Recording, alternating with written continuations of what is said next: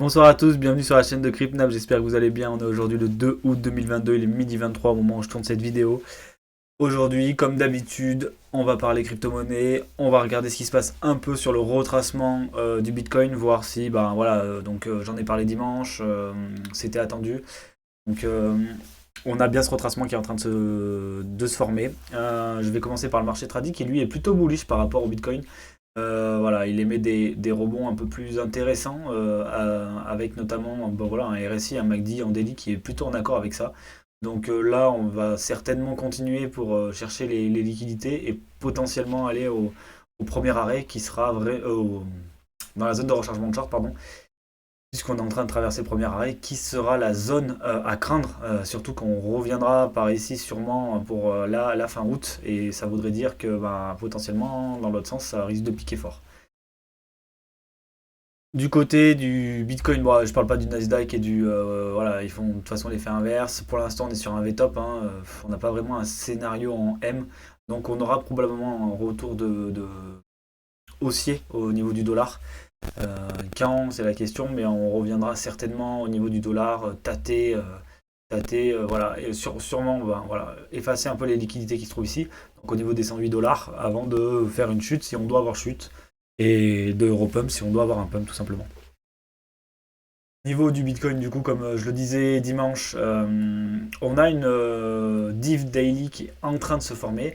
Donc elle n'est pas encore formée, hein. Si on regarde le MACD, on est limite. Il faudrait vraiment une journée baissière pour valider cette divergence, voire un cross des zéros qui serait encore plus intéressant. Pour l'instant, dans tous les cas, on reste sur une dynamique boule. Hein. Enfin, c'est triste de dire boule, mais on va dire à court terme, hein, parce qu'on est quand même sur une dynamique plutôt baissière. Mais on peut dire boule dans le sens où on n'a pas encore cassé de creux, donc on est encore dans des creux ascendants et des sommets ascendants, ce qui est très positif pour le marché en général, même si voilà, les retracements ils font assez mal au niveau des altcoins, puisque ben, comme je l'avais expliqué dimanche, le funding était très positif au niveau des alt, donc fallait commencer à s'y attendre. En 4 heures, bah voilà, on est monté avec une div, donc forcément on la prend dans la tronche. En 1 heure, même chose. Dimanche, on a parlé du fait qu'on avait eu double sortie du range. Donc la prochaine sortie pardon, serait fatale. On a eu la sortie qui s'est fait ici. On a enlevé les longues, les shorts, et on est parti en bas. Donc c'est ce qui se passe à l'heure actuelle. Ça m'étonnerait qu'on vienne pas chercher quand même cette zone de liquidité ici, là. Euh, Entre les voilà, aux 22 582 dollars. Je vois mal la zone tenir avec cette tendance baissière. Donc on ira certainement, si on doit se retourner, faire quelque chose comme ça, tout simplement. Voilà. On se retournera certainement dans cette zone. Et si on doit vraiment casser, ben, le support il est dans la zone rouge qui est indiquée ici, qui était la résistance précédente. Donc c'est vraiment deux choses à ne pas négliger à l'heure actuelle. C'est que cette zone de liquidité va être travaillée. Enfin, si vous avez des stop loss ici, je pense qu'ils seront mangés. Hein, voilà, cette tendance baissière est quand même assez forte, puisqu'on voit que la pente est raide. Mais, mais en tout cas, ça ne veut pas dire qu'en termes de globalité du mouvement, pour l'instant, on reste voilà, sur une dynamique boule. Euh, Le gros souci à l'heure actuelle, c'est l'order flow. Qu'est-ce qui nous montre l'order flow? Il nous montre que sur la descente, du coup, qu'on a la descente du Bitcoin. Donc ici, on le voit. Est-ce que je pourrais avoir un crayon? Voilà, super. On a une descente ici. Ici, le ratio long, il monte. Mais qu'est-ce que l'open interest fait? Il descend. Donc un open interest qui descend, ça veut dire qu'on a des fermetures de position, long et short. Hein. Ok. Mais les longues se font certainement en liquider. On le voit là, etc., etc. Et les shorts, eux, sortent de position en prenant des bénéfices, donc ils ferment leur position. Donc ça fait que les longues, la quantité de longues augmente en termes de ratio. Donc c'est-à-dire qu'il y a de plus en plus de liquidations longues en termes de poids à venir chercher. Donc ça veut dire qu'en gros, on est en train de descendre avec des longues qui sont toujours en position et des shorts qui sortent de position. Donc ça accentue le fait qu'on est attiré, voilà, qu'on est attiré par le bas tout simplement. Donc c'est un vrai problème pour en tout cas espérer un rebond. Il faudrait revoir cet open interest monté avec un ratio long qui descend, du coup un ratio short qui monterait dans ce cas-là. C'est il faudrait avoir des shorters tardifs pour pouvoir réavoir un mouvement haussier. Dans l'idéal, pour clôturer cet été et ce rallye d'été, hein, puisqu'on est clairement dans un début de rallye d'été, hein, comme je l'ai expliqué dimanche, on a quand même plus de 20% de sommet à sommet, donc ça commence à être intéressant sur les crypto-monnaies. 20% pardon, c'était sur... si, je crois qu'on a plus de 20%. Ouais, voilà, on a même 30% sur de sommets de mèche à mèche, on doit avoir plus, donc on est quand même sur un retracement sympathique. Tout le monde voudrait voir les 30 000. Les 30 000, c'est quasiment un x2 quand on part de la mèche basse, quoi, 17 000.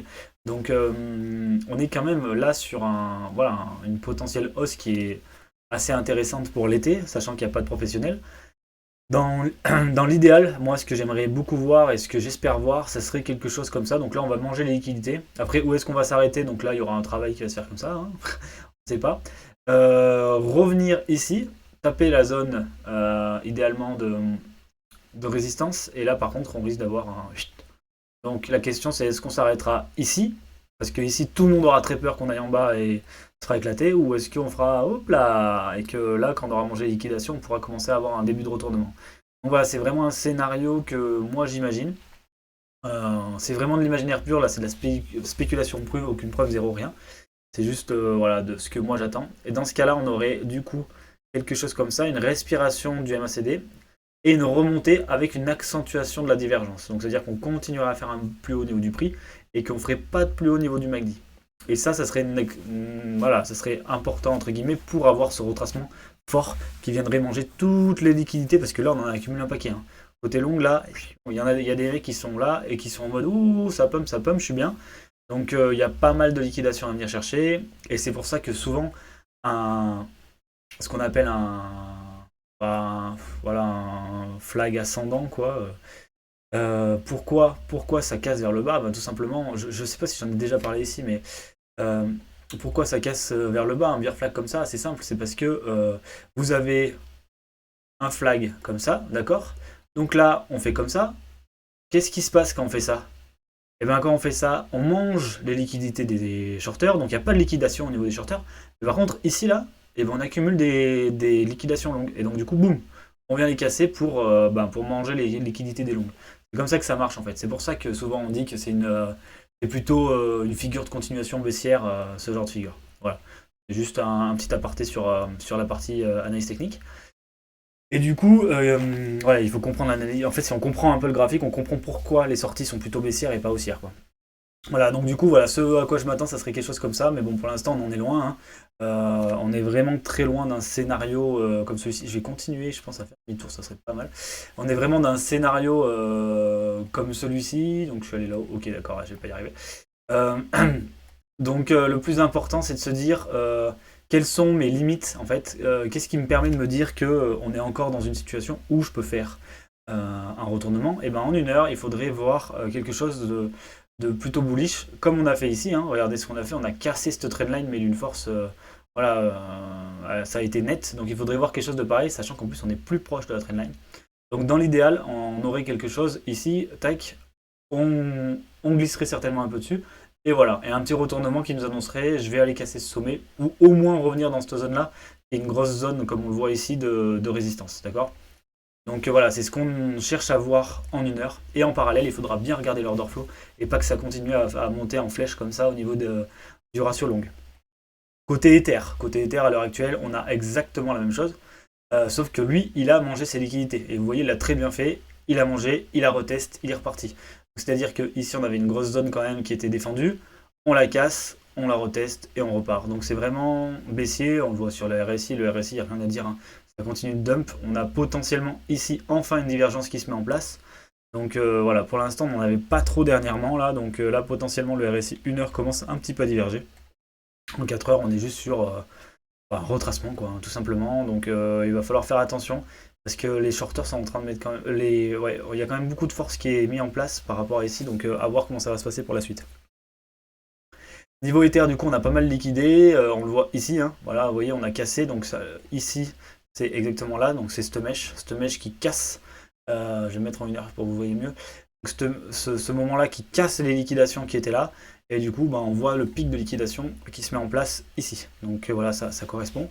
Et pour l'instant, ben, Ether c'est la même chose, on a ce ratio long qui monte avec cet open interest qui descend, donc des shorters qui sortent plus de positions que les longues, et du coup, en termes de volume, de quantité, et du coup, ça alourdit le poids vers le sud, aussi niveau Ether. Le bon point par contre, c'est les altcoins qui sont en train de retracer beaucoup plus, on le voit sur la Bitcoin dominance, on a on a eu un petit rebond, oula, ok, tac, voilà. On a un rebond depuis 2 jours. Ce rebond, même si là, vous voyez qu'on est sur une pattern baissière hein, des, de la Bitcoin dominance, euh, on a un rebond depuis plusieurs jours au niveau de la Bitcoin dominance. Du coup, sur la descente du Bitcoin, la descente est plus importante pour les alts. Et c'est pour ça qu'on commence à avoir des liquidations qui sont intéressantes au niveau long. Mais il en faut encore. Si je vous montre en 12 heures par exemple ou en 4 heures, euh, ici, vous voyez qu'on avait un funding qui est quand même très très très négatif. Donc là, on avait vraiment purgé les alts. Ici, ça fait 2 fois qu'on revient dans le positif. Donc c'est pour ça que j'ai peur aussi qu'on ait à terme une chute assez sévère du Bitcoin pour vraiment punir fortement tous ceux qui sont rentrés en termes de FOMO sur les alts et qui vont se faire liquider. Voilà, ça, j'en avais déjà parlé dimanche, donc ça expliquait aussi pourquoi je considérais ce mouvement le mouvement baissier le plus probable. Et donc du coup, bon, ça s'est bien passé. Bon, des fois ça se passe bien, des fois ça se passe mal, mais dans ce cas-là, ça s'est bien passé. Pour vous expliquer un peu, voilà, pour revenir sur le fait que j'attends un W de l'autre côté, c'est exactement ce qu'on avait ici. Hein. On avait une trendline ici qui était baissière. Et en fait, ce qu'on a fait, bon, il y a eu un peu chelou là à l'ouverture. Je crois que c'était le FOMC ou quelque chose comme ça. Et du coup, voilà, là, boum, et derrière on a posé le W. Donc là, vous voyez une rentrée saine à ce niveau-là. Hop, et ça permettait de profiter du rallye aussi. Donc voilà, il y a des choses intéressantes à faire sur les retracements en 1 heure. Voilà, pour ceux qui font du swing trading, des choses comme ça, il y a quand même pas mal de potentiel sur ces rallyes qui sont quand même assez intéressants. Moi j'avais pris un short, je l'ai fermé parce que j'ai voulu en prendre un autre, quoi, donc j'étais obligé de le fermer. Mais en gros, là pour expliquer un petit peu ce que j'ai fait, donc moi j'avais pris un short ici, puisqu'on avait liquidé long et il se passait rien. Donc j'ai pris un short pour retourner dans le range, ça s'est bien passé. Et ici et par là, j'ai pris donc là je suis en long, j'ai pris un short ici, sur la cassure, avec un retour sur la haut de la mèche, avec potentiellement une target ici. Donc voilà, pour l'instant, je suis sorti par là parce que je voulais prendre un autre short un peu plus agressif qui s'est mal passé, je crois. Bon, bref, c'est pas le plus important. Voilà, on fait des erreurs, des choses comme ça, on apprend. Mais ici, voilà, pour moi, les targets de liquidation à l'heure actuelle sont toujours les targets qu'on va chercher. Donc vraiment, si vous avez un setup qui se positionne sur ce genre de choses, aller chercher des liquidités, je pense qu'il doit être très très rentable. Depuis un certain temps, même avant qu'on soit ici, hein, même sur les ranges d'avant, il doit être très très rentable. Ouais, voilà, c'est une longue vidéo pour un mardi, donc je vais vous laisser là. On se retrouve jeudi comme d'habitude, on verra où on en est, si on a bien mangé les liquidations et si on attaque une amorce de retournement. C'est possible. La zone à ne pas perdre dans tous les cas, c'est les 20 000. Si on pourrait très bien revenir zone rouge, pas de problème, même se retourner là. Mais si on perd les 20 000, ça voudrait dire qu'on casse le creux précédent. Et ça, c'est pas bon signe du tout. Ça voudrait dire qu'on change de dynamique et qu'on rentre dans une dynamique baissière, sachant qu'on est quand même assez bas. Ça serait vraiment pas bon signe. Je vous laisse là-dessus en tout cas. Passez une bonne journée. On se retrouve jeudi. Faites attention à vous. Vous pouvez me retrouver comme d'habitude sur les différents Discord ou sur Twitter. Allez, à plus!